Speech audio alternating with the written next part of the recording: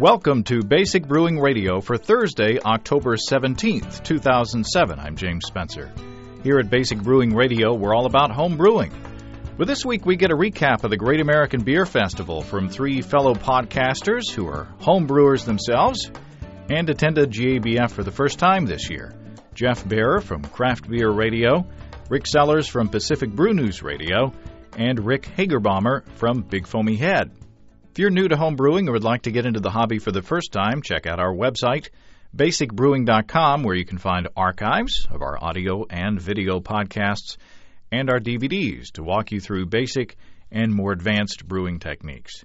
Lots of fun stuff in the mailbag today. I promised last week that I'd try to get more mailbag stuff in, and I think I have. Increase the mailbag quotient in this episode. This one is fresh from the inbox, by the way. Gregory writes in from Honolulu after seeing our most recent video podcast about my 15-minute Amarillo ale. Gregory says, to reduce the time necessary for brewing, I tried crockpot beer. This was truly a 20-minute brew. Into 1.5 gallons of water in the crockpot, I added 1 cup cracked crystal 40 in a grain bag, set the pot on high. Returned in 60 minutes, removing the grain and adding a teaspoon of bittering hops. Left it for 2 hours, added 2 cups of light dry malt extract, and stirred until dissolved. I left that for 1 hour, added a teaspoon of flavor hops, shut off the power, and left covered until cool. Gregory says he strained that into a 1-gallon jar, added 1 teaspoon aroma hops, added 1 teaspoon bread yeast. I did not want to open a package of real yeast for the experiment. Fit the airlock and let it sit for a week. Gregory says he transferred it into 2 growlers. I have the kind with the Grolsch top, adding 2 tablespoons of honey to each. I closed and let it rest for a week, refrigerated, and enjoyed. Total people time on the project is about 30 minutes. People time. Gregory says, my first experiment came out all right, and I'm going to repeat it soon. So that's kind of wacky, wild. I asked Gregory if he came up with that himself, and I haven't heard back from him yet. Like I say, this is fresh out of the mailbox. Then Gregory adds a note for Steve on making bread. Gregory says, being frugal like any good Scot, I could not just pitch the steeping grains. I keep them in the fridge for a couple weeks. Each time I make bread, I add 3/4 of a cup or so of the spent grain. Great flavor and really nice texture addition to basic bread machine bread. Gregory says add less water and less flour to offset the grain addition. That's fun stuff. I love hearing about radical ways of brewing and using beer ingredients in other foods. So I may have to try that crock pot brew. It sounds, like I say, it sounds like fun, especially if it works. Ben writes in with a less than ideal experience with bread yeast, however. I'm going to paraphrase here. Ben did a side-by-side experiment with dry beer yeast, bread yeast, and a dietary supplement beer yeast. And here's what Ben says. When I did a side-by-side taste test, the regular and dietary supplement brewer's yeast were relatively pretty good beers. The bread yeast beer was a different story. It hit with a somewhat offensive odor. The flavor was almost tolerable as you first took a sip, but a nasty flavor lurked and seemed to grow at the back of the mouth after it was swallowed. Ben says this was quite some time ago that I tried these samples, and as I reflect now, it may very well have been that I tasted the samples from the clear bottles I'd put some of the bottling in. Got to have a good sense of color/clarity differences when doing a yeast experiment, right? Ben says. As I also just finished watching your skunked beer videocast, the bread yeast sample might have been skunked, but the odor and flavor wasn't really of skunk, but it was more of a very aggressive bread flavor/aroma. I also recall that the bread yeast I used wasn't fresh, but had been sitting in my freezer for possibly quite a while. So it sounds like there are a handful of variables in Ben's experiment, including putting the yeast in the freezer. Steve and I, when we did our bread/beer experiment, we used fresh bread yeast in our experiment with our beer, and we had good results. So, but I do appreciate hearing about Ben's bad experiences, though. That's good food for thought, and it is a reason to experiment more with small batches in bread yeast just for the fun of it, just to see what happens. By the way, Ben offered to send a sample of his a bad-tasting beer for me to try, and I had to give him the same answer that I give anyone who offers to send me bad beer, and that is, no thanks. Just for future reference, if you've got a nasty beer, I don't want it. I'll take your word for it. It's kind of like the old scenario of somebody opening the fridge and pulling something out and saying, "Ooh, this tastes nasty. Here, try." Oh, no, I'll take that as a given that it's nasty. Stephen from Auburn, Alabama writes, and I'll read his note despite the results of a recent football game. Stephen says, just finished listening to Offbeat Yeast Episode 1, and I heard something that I think is incorrect. Someone said bread yeast can only stand about 5% alcohol. I've personally used bread yeast quite a bit for various fermentations and found that it can go beyond 5% ABV. In fact, I have a quote-unquote Walmart cider that I made using ingredients only from that store: apple juice, bread yeast, and table sugar. The original gravity was 1072, and it fermented down to 1008, making the alcohol by volume around 8.4%. I didn't want it that dry, so I ended up adding more sugar in the keg to increase the sweetness. It was rough at first, but after 3 weeks in the fridge, it was very tasty. So there you go. And just a reminder to any underage listeners out there, just because you can buy ingredients for fermenting at Walmart legally, don't wait till you're 21 to start fermenting stuff and drinking it yourself. It's the legal disclaimer here. Got a few emails about labeling for bottles. Joaquim from Oslo writes with this. He says there are printable labels out there that are removable. When you've emptied the bottle, you just peel off the label. No glue residue, no hassle, and they don't come off when they're not supposed to either. Well, unless you put the bottles in water for some reason, he says. I got mine at worldlabel.com. They come in a variety of shapes, sizes, and colors, though not all of them come with the removable option. Joaquim says he uses the 2.875-inch circular ones. They seem oval, he says, when applied to a round bottle. Very nice and professional looking. There you go. Brett from Tulsa, Oklahoma writes, Avery, not the brewery, makes a 6464 removable laser label that is 4 inches by 3 1/3 inches. The labels are 6 to a sheet on an 8.5 by 11 page, perfect for a 6-pack IPA, and the dimensions fit standard beer bottles perfectly.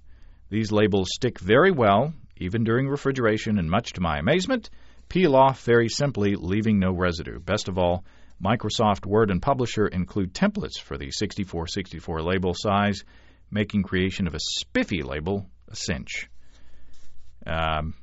My experience with beer labels, I used typing paper, and I cut them to size myself, and then I used spray mount spray adhesive.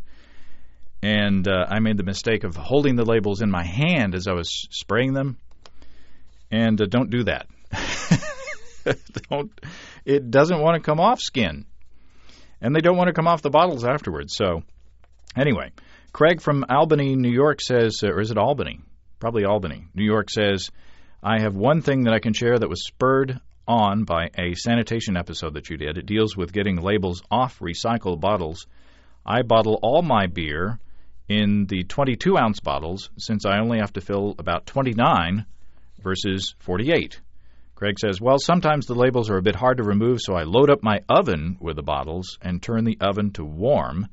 When the oven reaches the preheat temperature, I turn off the oven, and the labels come off like butter.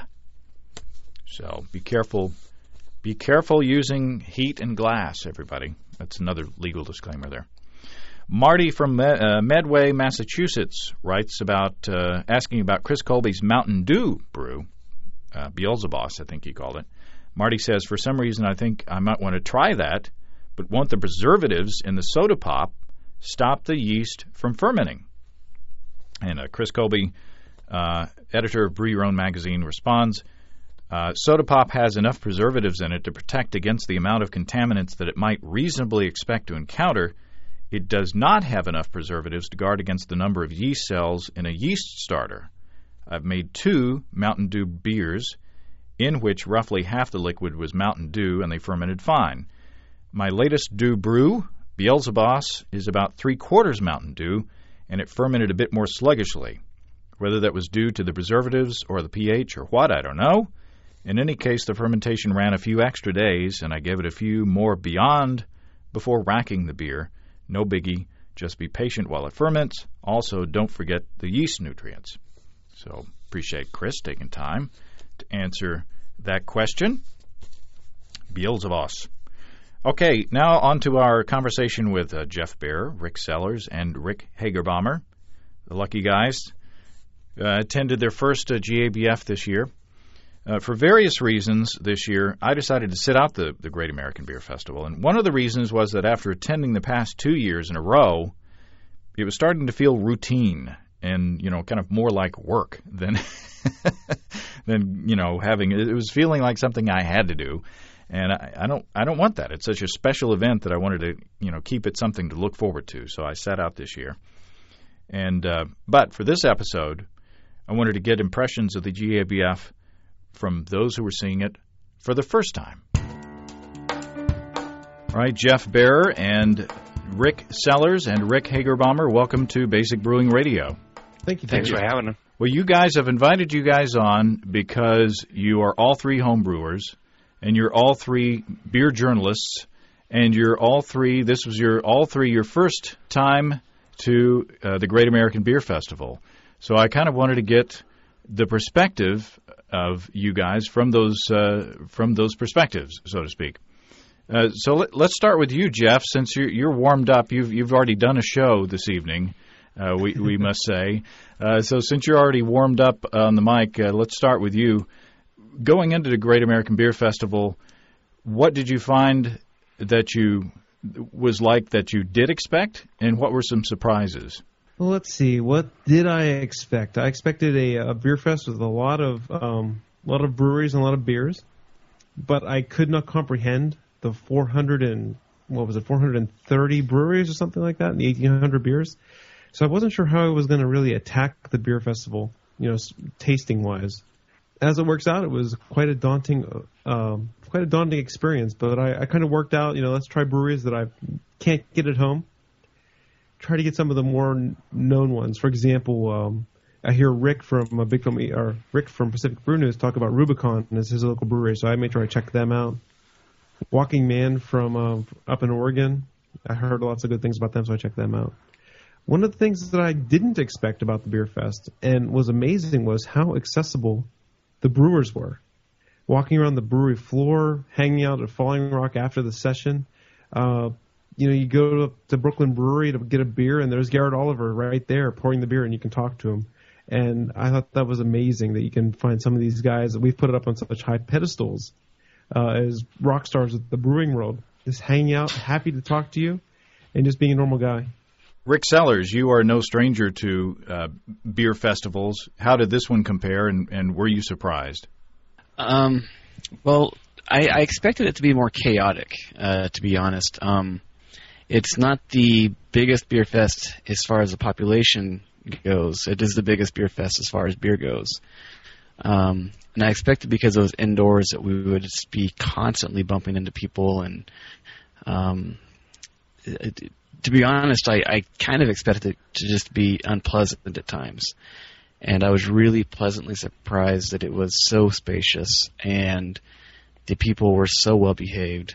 And it was, it was just a great time. People had a great time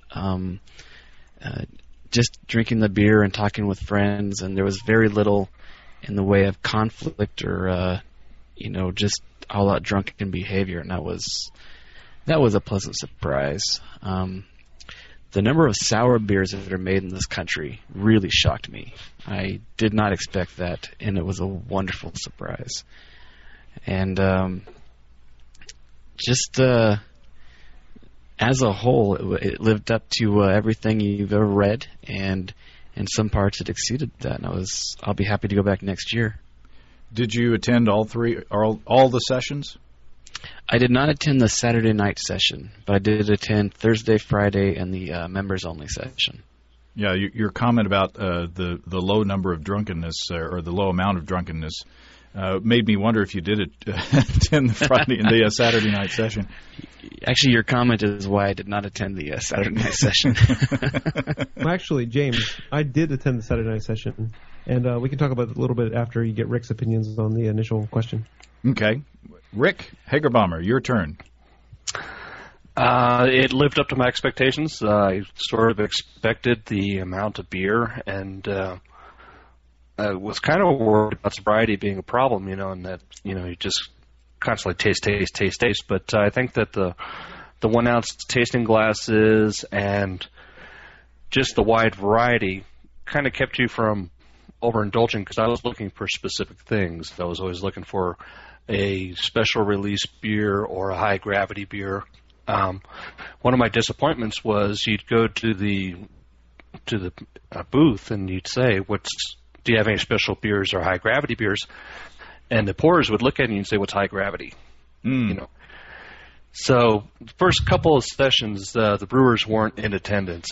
They were off doing their brewer stuff. And it was mostly just volunteers out on the floor who didn't really know what they were pouring.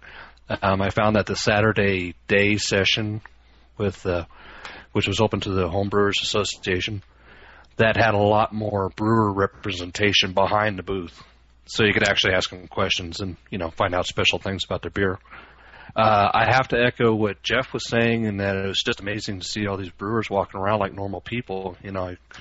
I kind of get stars in my eyes when I see them, because they're home brewers who've gone big. They're making a living out of what we all love to do, and I think that's extremely cool. Yeah, I agree. One of the people that I was immediately drawn to, obviously, was Charlie Papazian. You see Charlie standing there in the Brewers Association booth, and every now and then we'd walk by and say, "That's Charlie Papazian right there. He's right there." And then, "Hey, that's Charlie Papazian. He's eating a brat. Look, there's Charlie eating a brat." And yeah, these are real people. Yeah, exactly. And by the end of it, we walked up and introduced ourselves and thanked him for helping us to get into home brewing. And he was just obviously a normal guy, but the kind of power of celebrity.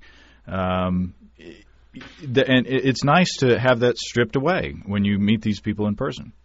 Right. It's nice to walk by John Palmer and just shake his hand and say, "Hi, John, I like what you do," and keep doing it, Yeah, John is probably the most approachable guy. So if anybody listening ever sees John Palmer at an event, don't be afraid to go up and talk to him, because he's just the nicest guy in the world.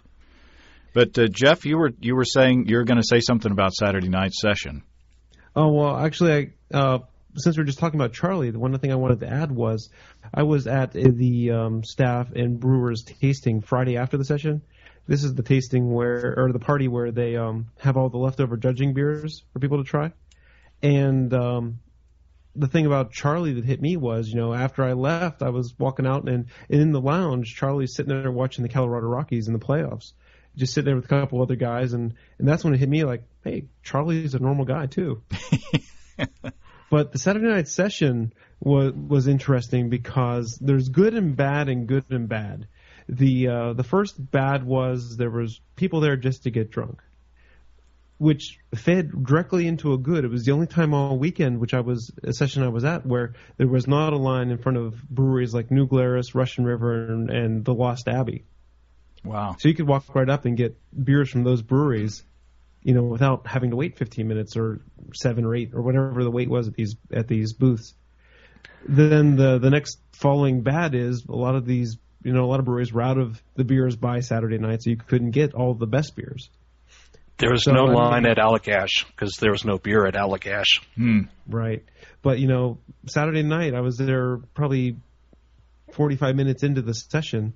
There was probably 6 people in front of Russian River. A couple of girls ordered the supplication because like, ooh, a cherry beer, and they basically spit it out because they weren't expecting sour. Meanwhile, I'm there like, wow, man, I can get blind pig and beatification and supplication and not have to stand in line each time. This is great. Yeah, the one thing that I noticed on the Friday and Saturday nights was the long line in front of the Miller Genuine Draft booth. And, you know, not wanting to slight Miller Genuine Draft, but you can get Miller Genuine Draft anywhere. And I wanted to take these people and say, look, over there's beer from Alaska. I was shocked by the line at the Coors Light booth on every session as I walked by. Because the Coors Light booth was at the end of the Pacific region, and, you know, California beers and the beers that I just think are world class, just steps away from the Coors Light booth. But of course, Coors Light had flat screen TVs and video games. So I was mostly shocked by the Iron City Brewing, formerly Pittsburgh Brewing.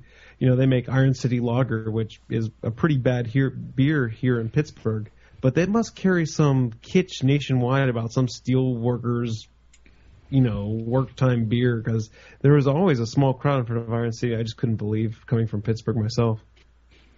No, they had very popular swag. Now, being homebrewers, one of the things that I really got out of the Great American Beer Festival was trying all these different styles of beer that, you know, I live in Northwest Arkansas, so we're getting better, but we still are fairly living in a beer desert. I was able to taste a lot of these styles that I just read or heard about, and sour beers, my first GABF, was the thing that really sparked my interest and got me really going toward the Belgian direction and the sour direction. Did you guys find anything that lit a light bulb over your head as far as from a homebrew perspective of thinking, I'm going to brew this when I get back home? Rick Hagerbaumer, let's start with you this time. There were a couple of them that I found very interesting. Maui Brewing Company, they had a coconut porter that was just a very unique taste. I'd never had coconut in beer before, and it was a wonderful blend. 21st Amendment, they had a beer called Watermelon Funk that I found pretty interesting. It was amazing that they could keep that watermelon taste, and they still had a little bit of the sour in it. Rick Sellers. Just in talking with a lot of the brewers, a lot of the really unique beers that I tried, and again, I seem to be on a mission to find every sour beer that I could get my hands on. The idea of a sour mash, in talking with a couple brewers, I've never thought about doing it, but after talking with just a couple of brewers, most notably from Cambridge Brewing, the idea of a sour mash is really something I want to look into, and I can see myself doing maybe sometime this winter, and also playing with an oak barrel. That seems like the next step in my brewing evolution. Did you get any tips on the sour mash from the brewers? I did at this time. I don't remember. It's in some of my notes. Just the really not worrying about it. You know, the letting something go overnight, and trusting that it's going to work out. So I was warned that, you know, it might look wrong or smell wrong, but it's probably right. So. Jeff Bear, what about you from a homebrewer's perspective? I have a couple things from the homebrewer's perspective. First, let me follow up with Rick from Big Foamy Head about the Maui Brewing Company.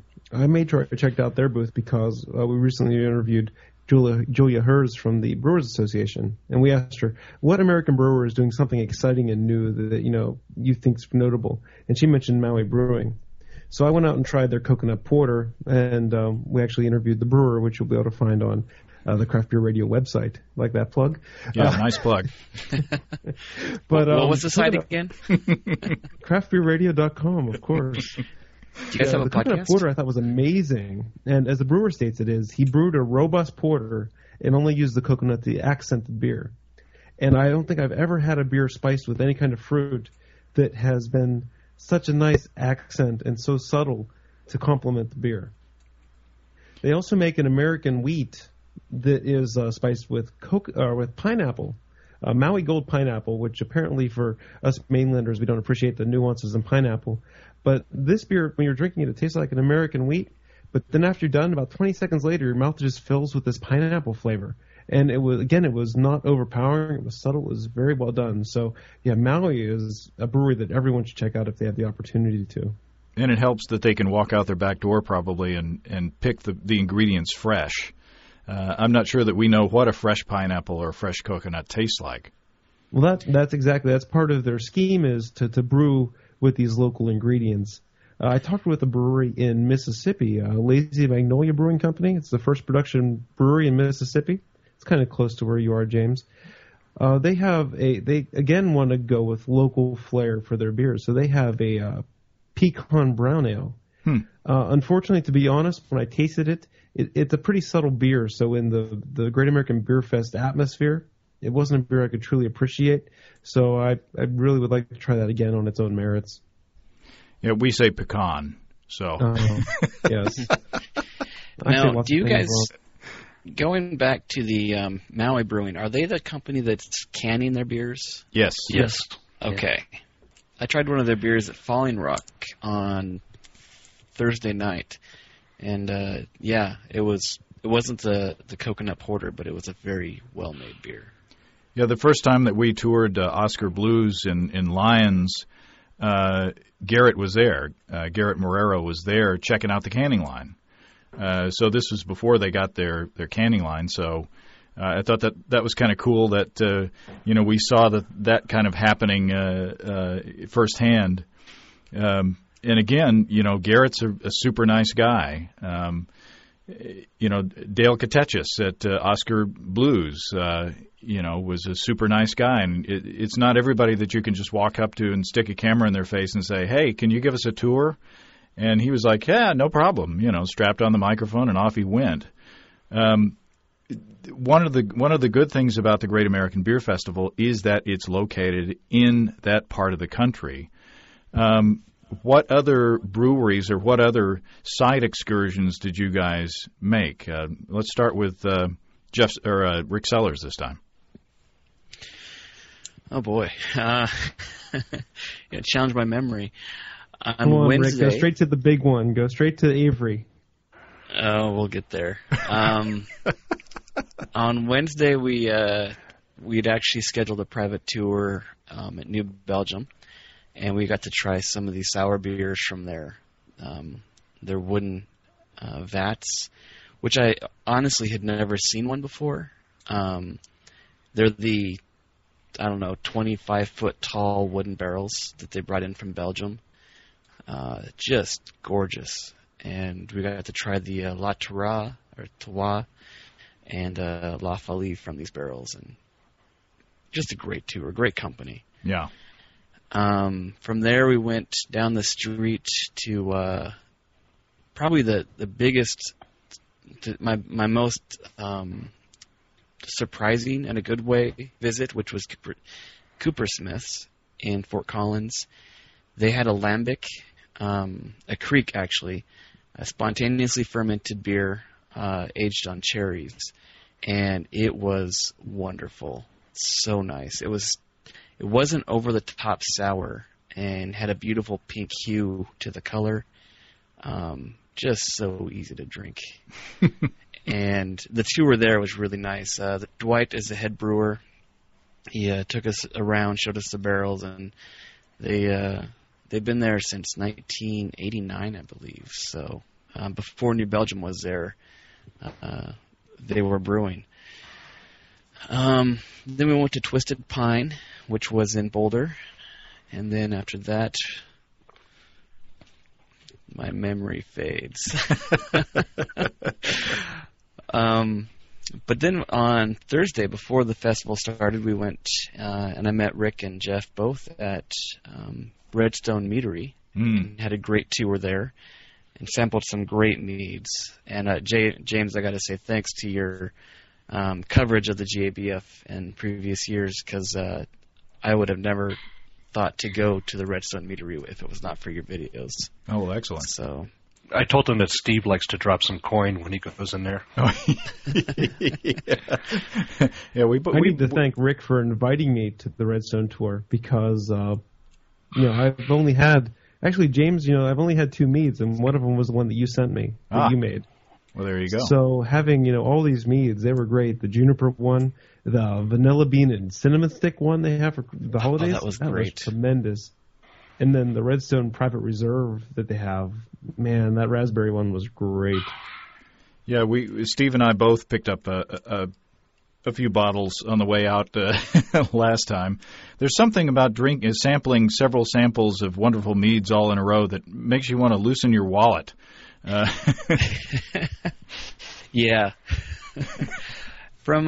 And finishing off, from the Redstone, Rick and I went to Avery, and I gotta say, Avery is the funkiest brewery I have ever seen in my life. I've been to a lot of breweries. The way that it's situated with businesses in between their production facilities, I just could not imagine working in that scenario. Having an outdoor fermenter in Denver, Colorado, or just outside of Denver where it's freezing cold in the winter, I would not want to transfer any liquid. Touching that metal when it's freezing cold has just got to be miserable. So, yeah, you can tell that they've grown. I don't know that they have a growth plan, but they kind of acquire empty spaces in their little complex there as they open up. I suspect they're going to get the place across the street, a little closet room, and just run hoses, over the street. Honestly, I've never seen anything like it. But they sure make it work. They do. Their bottling line was custom built, so it would fit into their facility, and it's there is not a waste of space there. And they are proud of their beers. Let me tell you, Steve and I went by there when the tasting room was closed after we had been to Redstone Meadery, and a couple of guys were out there, kegging and raking out the mash, and even though they were closed, they treated us to a few samples anyway, and we will be forever grateful for that because it was the only time that we could be up there at that time, and they treated us nice. I would have to say that out of all the breweries that I visited on Wednesday and Thursday morning before the fest, Avery had the most interesting stuff on tap for people visiting Denver. They had a dry hopped Salvation, which was dry hopped with Styrian Golding hops. It was so over the top. I don't know if you've ever put a hop pellet in your mouth, but that is what the Salvation tasted like. It was completely unbalanced, completely not award winning, but it was. Hey, I've never tasted a beer that had hops like this before, so that was quite interesting. Now, is there a home brewer that hasn't put a hop pellet in their mouth? Probably hasn't, but how many home brewers have tasted a beer that tasted like that? Yeah. And then there was the Bad Karma, which was their normal Karma, but fermented with a wild yeast mixture, similar to, I guess, the wild strain you can get from Y yeast. But that thing was so wonderfully lactic and tart. I loved it, but I still haven't met a sour beer that I haven't liked. So I'll hook you up with Michael Tonsmeyer. There's the kombucha beer that he'll send you. That it might be a little much for you. Rick Hagerbaumer, all this stuff is in your backyard now. You live out there. Yeah, now that I live here, it's pretty fun. But I still haven't had an opportunity to go out to Longmont and out to Fort Collins, so I'm still looking forward to doing that. One of the things that I did find out at the show was that Oscar Blues, they're moving out to Longmont next to Left Hand. I don't know if they're going to be next to Left Hand Brewing, but it's in the same ballpark. Apparently they're having problems growing to Lions. One of the things that Rick didn't mention about being at Avery was apparently there was a tour going through, and we just saw so many brewing dignitaries there, it wasn't even funny. You turn around, and there's Rob Todd and Sam Calagione and just everyone. Greg Cook from Stone. They were all just out there being fans of the beer. And we give them the respectable distance. But Thursday night, Rick already alluded to this one. There was the Hebrew and Stone 11th parties where they unveiled the Hebrew 11th anniversary ale. That was some wonderful stuff. They unveiled it at 11:11 p.m. And you should have seen the pourers at the Falling Rock. They were going crazy because they couldn't get the foam out quick enough, It's just blowing foam everywhere. But it was nice. I got to buy Greg Cook one of his beers, an 11th anniversary beer. I don't know if he appreciated that or not, but at least just whistle. And then Friday night we had a podcasters party.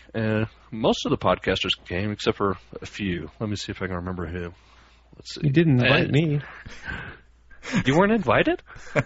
I didn't know about it. Oh, come on. All right. Well, anyway, there was at least 6 podcasts at the GABF, and most of it showed up. So that was kind of fun. We got to, tease each other and, talk shop, all that good stuff. Well, knowing what you know, what would you do differently next year, Jeff? Oh, I put a lot of work into scheduling my week, and there wasn't really anything that I was really sorry that I missed, except for Rick and Rick's private tour with all the rock stars of the brewing industry at Avery. I guess I was at Avery 2 hours too early. Come back to me at the end. I'll see if I can come up with anything. Rick Sellers. I wouldn't go to the festival with a plan. On Thursday, I seemed so... Because I had a list of things that I wanted to try, things that I've heard on Rick and Jeff's podcasts, beers that we don't find out west. And I had a list of brewers that I guess I'd kind of built up in my own mind or just thought I had to try them. And I found Thursday to be less enjoyable than Friday, when Friday I just went in and went from booth to booth, and if I'd never heard of it, I wanted to try it. And I found some great, surprisingly great beers just by accident, just by walking up and when there's no line, seeing what they had on tap. I would probably still want to see one or two, beers or brewers next year, but beyond that, I would try not to. Don't go in thinking you have to try everything that you think you need to try. Rick Hagerbaumer. Certainly the before and after parties and the dinners that they offer, the tours they offer, take advantage of those because that's your best opportunity to get out to the breweries and sample the beers and, just experience their beers. One thing I discovered today, I was reading through the magazine that they hand out the door. They actually list all the breweries and all the beers that they brought. It was fantastic. No, so racking my brain trying to figure out what the heck did I try, And so next year I will look for that magazine. I will plot my tastings according to it. So. Yeah, and you see a lot of people with pens, making notes on their magazines as they're going through, because it's a very simple way to take notes. Yeah. If you sample, as many beers as you want to try, by the end of it, you'll be saying, "Now, what was that sour beer that I found, off by itself?" And there's no way that you'll ever remember. Can I plug a few of the breweries that I discovered and thought they were just fantastic? Sure. It's a fairly short list. Carolina Brewing Company, they have a pumpkin beer that everyone has to try. Bull and Bush Brewery here in Denver, their entire lineup was really good, except the Legend of the Liquid Brain was a fantastic beer. I just enjoyed the heck out of that, and they've got nothing but attitude. Humperdinck's in Dallas, Texas, has a smoking mesquite ale that's very good. North by Northwest in Austin, they have a Flemish sour ale and a Pomalambic that are very good. I already talked about Maui Brewing. O'Fallon's Whiskey Barrel Smoked Porter, fantastic beer. That's my plug list. Yeah, it seems like the barrels are everybody's rolling out the barrel nowadays. Did you guys find that again this year? Yeah. I think in general, I mean, even in the brewery tours, I think we had 3 bourbon barrel beers at breweries outside of the beer fest. And then, of course, in the beer fest, there was plenty of those to go around.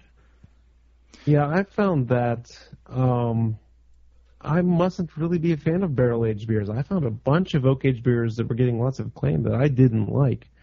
For example, there was 2 beers at New Glarus. There was their barrel-aged Bock and their Quad. I didn't care for either of those. The most outstanding barrel-aged beer that I had all week was when I was at Oscar Blues. They had a barrel-aged Gordon, and it was tremendous. Not only do I not like barrel-aged beers, I really don't like hoppy barrel-aged beers. But for some reason, their Gordon, the oak, complemented the hops so well, it just seemed like it was such a perfect harmony. When we were at Avery, in and around the homebrewing conference, they had some oak-aged Salvation there that was wonderful. And it seems like they had, I know that they had cask conditioned Hog Heaven, but it seems like that they had at least a couple examples of oak-aged beers, and those big old Avery beers to me were very nice. Yeah, I tried the Oak Reverend, and again, the oak seemed out of place. I didn't really complement the beer for me. Maybe there should be some blending involved. Perhaps. Well, I love it enough that I brew it. I've got a bourbon oak robust porter, and I'm trying to carbonate right now. So I love that stuff. Well, maybe we should trade samples. Be happy to. Your beer is always wonderful, James. Aw, shucks. That's another thing I found is that I'm really kind of proud of my home brew after experiencing all these other breweries. It's like some of them were just plain awful. And I was like, I could brew better than that, and these guys are at the GABF. So.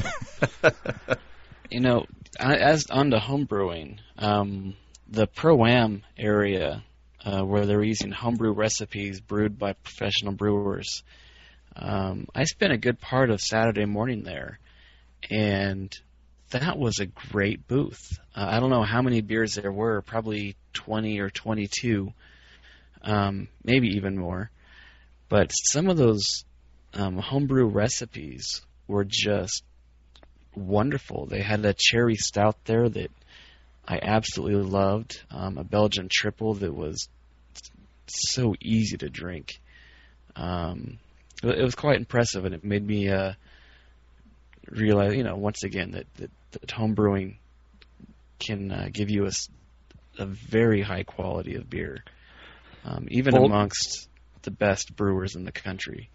Boulder Beer Company, they have a home brew on tap right now in the tap house, and it's got aniseed in it, and orange and lemon and lime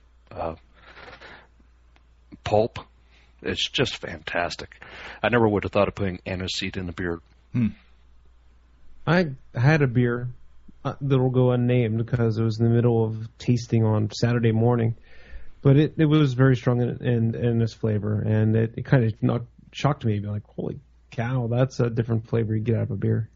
Well, I'm sure that we could go on for a long time, and we might after I hit the stop button. But I want to refer everybody to craftbeerradio.com and pacificbrewnews.com and bigfoamyhead.com for much more insight on the Great American Beer Festival. And I sure appreciate you guys. I appreciate your work. I'm a subscriber to each of you guys, and I appreciate your taking time out to talk to us. We who had to work our buns off here while you guys were drinking beer. Well, I would say that if you go to Pacific Brew News, check out our blog. I put together 7 pieces while I was in Denver, and most of my information is going to be in blog form this year. Rick Hagerbaumer, what have you guys got planned? Oh, I don't know, just some drunken rambling, no doubt. But I just want to thank you for setting the standards for what a podcast can be and video casts also. I enjoy everything you guys put out, you and James, or you and Steve, sorry. Well, thank you, sir. And Jeff Bear, you and I have an appointment for perhaps next week to talk about the Sam Adams long shot competition. I spent a lot of time this week recording stuff for the show. Craft Beer Radio is going to have 5.5 hours of Great American Beer Fest content that we're going to put up in a special section on our website. Wow. I should actually promote that we did get several good brewer interviews on a dinner we had on Wednesday night, so those will be good. Well, excellent. I look forward to it. And thanks again, guys. Thank you. Thank you, James. Well, thanks again to Rick, Jeff, and Rick for for helping out with this week's show. Hope to meet up with him in person next year at the Great American Beer Festival. I got to eat supper with Rick Hagerbaumer, Big Foamy Head, at the National Homebrewers Conference. So that was fun. It's always good to see. I feel like I know these guys because I listen to their shows all the time, and I've talked to them through Skype and such, and corresponded back and forth. And it's kind of odd to think that I haven't met Jeff and Rick in person. I'll post links to Craft Beer Radio, Pacific Brew News Radio, and Big Foamy Head in the description of this episode on basicbrewingradio.com. If you have brewing questions, show suggestions, or just want to say howdy, write to James at basicbrewing.com, or just fill out the contact form on basicbrewing.com, and please don't forget to tell us where you're from. And even if you've written before, you might want to remind me where you're from, because sometimes, I forget. I'm old. And while you're on our site, you can check out our online shop where you can find great pricing on our DVDs and a combo deal to save you even more. In our first DVD, Introduction to Extract Home Brewing, we walk you through the extract brewing process step by step from boiling to bottling. And in Basic Brewing, Stepping into All Grain, we take you through the all grain process from milling your grain to collecting your wort. And I just saw the label art this week for our upcoming DVD, Low-Tech Lagering and Decoction Mashing. So keep your ears and eyes open for that. You can see a listing of the fine folks across the country who sell our DVDs on basicbrewing.com. And if there isn't a vendor in your area, you can order it from us online. And we got shirts and hats, too. Thanks to everybody who's continued to click on our Amazon.com link. We appreciate the support there. And by the way, I've been getting some emails recently. I don't know. I've been getting some emails recently from folks who say, where's the link? It doesn't show up. Apparently some browsers have a plugin that prevents some ads from popping up on sites. So, there you go. I don't know. I might, put a text link or something to our Amazon thingy. Anyway, the featured products this week that were purchased through the sometimes invisible link are The Complete Guide to Single Malt Scotch, and D is for Deadbeat, the Kinsey Milhone Alphabet Mysteries. Thanks again, everybody. Remember, I can't tell who bought what, so no worries there. Just click on the Amazon.com logo on our site if you can see it. Next time you feel like Amazon shopping, we appreciate your support there. But that's all until next week. Until then, thanks for listening, everybody. I'm James Spencer. Production help for Basic Brewing Radio and our website is provided by Kelly Dodson, who also designed our logo. Basic Brewing Radio is a production of Active Voicing. We'll talk to you next time, everybody. So long.